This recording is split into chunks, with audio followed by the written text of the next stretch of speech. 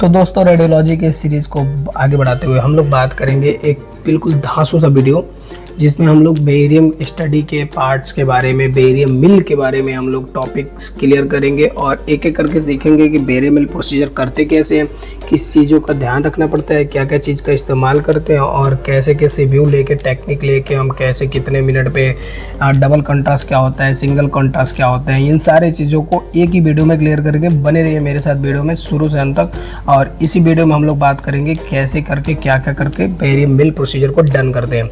Barium जब बात आती है बेरियम प्रोसीजर की तो इसमें मेनली 4 पार्ट्स होते हैं एलिमेंट्री कैनाल को देखने के लिए।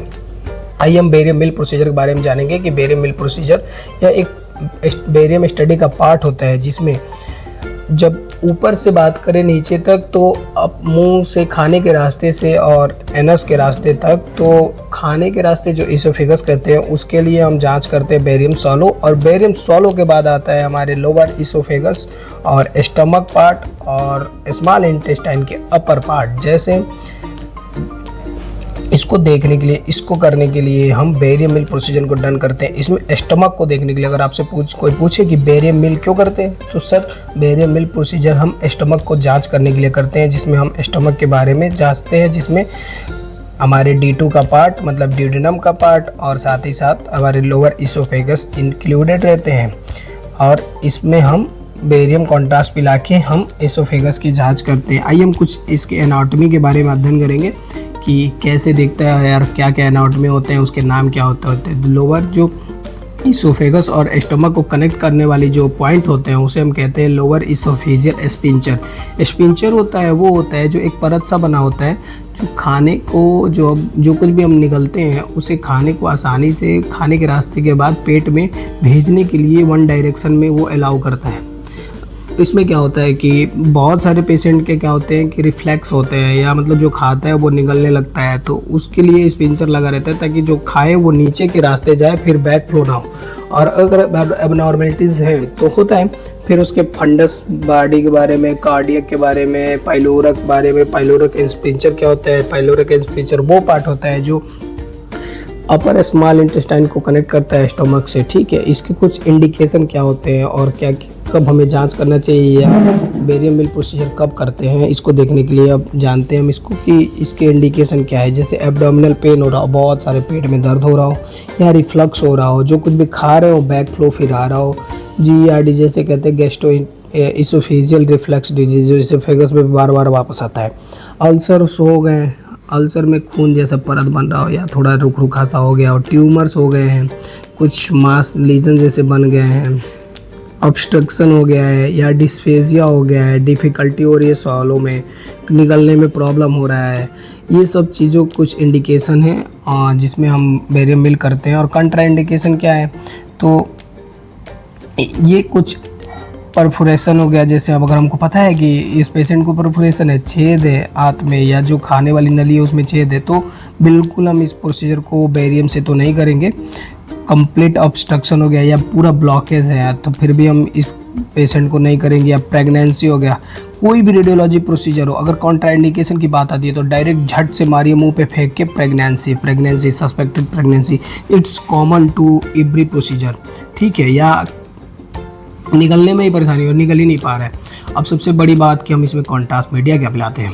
हाँ, तो बिल्कुल सही बात, कॉन्ट्रास्ट मीडिया पिलाने के लिए हम इसमें बेरियम सल्फेट का यूज़ करते हैं, जो हमारे ल्यूमेंस होता है या जो कोट होते हैं उसे अच्छे से चिपक जाते हैं और अच्छा रेडियोपिक दिखाते हैं, अच्छे वाइट सा पूरा क्लियर सी इमेज दिखाते हैं, जिसमें हम स्टमक हो गया या इसोफेगस हो गया, स्मॉल इंटेस्टाइन हो गया, ये सभी चीज़ देखते हैं। तो उसके लिए हम बेरियम सल्फेट की जो हमारे पास आता है उसमें बेरियम सल्फेट पिलाते हैं कॉन्ट्रास्ट के रूप में। सबसे ज़्यादा कन्फ्यूज़न की तो यही बात रहती है कि सर कब बेरियम कॉन्ट्रास्ट क्या पिलाते हैं। बहुत सारी कंपनी में अलग अलग नाम आता है, जैसे माइक्रोबार, मैक्सोबार, बहुत सारे कंपनी में अलग अलग नाम से ये बेरियम सल्फेट मिलता है जिसे आप मंगा के और पेशेंट की प्रिपरेशन कर सकते हैं। अब हम बात करेंगे पेशेंट की प्रिपरेशन कैसे कहते हैं। आफ्टर जो मिडनाइट होता है या प्रोसीजर जिस दिन करना है, कम से कम 6 घंटे की फास्टिंग होना चाहिए भैया। अगर 6 घंटे की फास्टिंग नहीं होती है ना तो पूरे स्टमक में पहले से ही आप जो खाए हुए हैं वो भरा पड़ा रहेगा तो अच्छे से दिखेगा नहीं, वो जो बेरियम हम लोग पिलाएंगे वो कोट अच्छे से हर ल्यूमेन पे चिपकेगा नहीं, हर जगह जाके परत को बनाएगा नहीं, तो पता चले बीमारी कुछ और है और हम डायग्नोस करके कुछ और दे दिए हैं। तो इस तरह से इसके लिए हम करते हैं। और आईबी मसल से रिलैक्सेशन करते हैं, स्मोकिंग थोड़ा रोकते हैं, ये सब चीज़ से होते हैं। और अब हम बात कर लेंगे टेक्निक क्या होते हैं और कौन से व्यू लेते हैं और किस टेक्निक्स के माध्यम से करते हैं। देखिए, अब कभी कभी आ जाता है आपको लिख के कि डबल कॉन्ट्रास्ट बेरियम मतलब मेल करिए या सिंगल कॉन्ट्रास्ट, तो मैक्सिमम हम लोग सिंगल कॉन्ट्रास्ट ही परफॉर्म करते हैं। लेकिन अगर बात आ जाती है कि हम जो रेफरिंग फिजिशियन अगर वो लिख के देते हैं कि डबल कॉन्ट्रास्ट यूज़ करता है, तो हम एक गैस प्रोड्यूसिंग एजेंट मंगाते हैं और बेरियम सल्फेट जो हम पिलाए रहते हैं, बेरियम सल्फेट, उसके साथ हम लोग एक गैस प्रोड्यूसिंग एजेंट भी पिलाते हैं, जिससे गैस प्रोड्यूस होता है और डबल कॉन्ट्रास्ट मतलब हो सकता है, जिसे हम कॉर्टेक्स कार्बेक्स के नाम से आता है। अलग अलग नाम हो सकते हैं, लेकिन गैस प्रोड्यूसिंग एजेंट हम टैबलेट के फॉर्म में देते हैं, पेशेंट को निकलता है और उससे हम डबल कॉन्ट्रास्ट करते हैं और बेरियम सल्फेट के साथ पिलाते हैं। और बहुत सारे एक्सरे की व्यू लेते हैं, जैसे AP, RAO, LAO, lateral NPA, ये सब कुछ। अब आइए हम कुछ एनाटॉमी के बारे में पढ़ेंगे, जिसमें हम बेरियम मिल किए हैं उसके कुछ एनाटॉमी और दिखता कैसे और क्या कब कितने मिनट बाद सर हो जाना चाहिए या कितने मिनट बाद। बहुत लोगों का ये क्वेश्चन रहता है कि सर कितने मिनट में ये प्रोसीजर कंप्लीट हो जाता है। बिल्कुल सही बात है। तो ये प्रोसीजर जब हम पेशेंट को बेरियम पिलाते हैं, पिलाने के टाइम के बाद हम देखते हैं कि जब स्टमक अच्छे से भर गया या ड्यूडेनम से कॉन्ट्रास्ट और आगे की ओर बढ़ता जा रहा है, तो अच्छे से मतलब पूरा स्टमक के बॉडी पार्ट को भर गया, जिसमें हमारे बॉडी पार्ट में पाइलोरस बॉडी या जो कुछ भी है कार्डियक, ये सब फंडस, ये सब जब पार्ट विजुलाइज हो जाए और D2 से कॉन्ट्रास्ट स्मॉल इंटेस्टाइन की ओर जाने लगे, तब हम इस प्रोसीजर को मल्ली डन कर सकते हैं कि हाँ पास कर गया है और हम प्रोसीजर कंप्लीट कर चुके हैं। और कुछ एक्सरे की व्यू ले लेते हैं, जिससे हम रिपोर्ट कर सकें और फिल्म पे बना के दे सकें। ये कुछ अगर अब उस पर डिपेंड करता है कि अब हम किस पार्ट को देखना चाहते हैं और कौन सा व्यू लेते हैं और किस किस चीज़ों को ध्यान रखना चाहिए।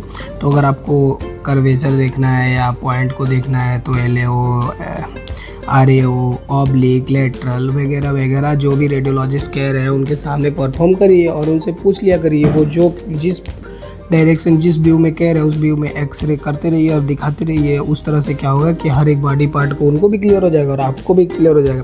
सबसे मेनली थोड़ा बहुत आपको भी जानकारी होना चाहिए स्टमक के बारे में और कॉन्ट्रास्ट जब पिला रहे हैं तो कैसा दिख रहा है।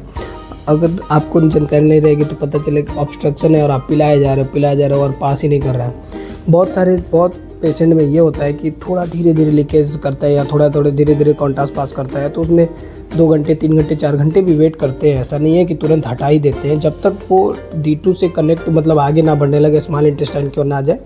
अब इसमें कॉम्प्लिकेशन क्या होते हैं, जैसे क्या नुकसान हो सकते हैं। पेरिटोनाइटिस हो सकता है, मतलब अगर हो सकता है कॉन्ट्रास्ट पिला रहे हैं और स्मॉल इंटेस्टाइन या स्टोमक या अदर पार्ट से जाके इधर उधर चला जा रहा है, तो पेरिटोनियम कैविटी जो होता है, जो हमारे बॉडी होते हैं, उसमें कॉन्ट्रास्ट फील हो सकता है और उसमें इन्फ्लेमेशन हो सकता है, एस्पिरेशन होता है।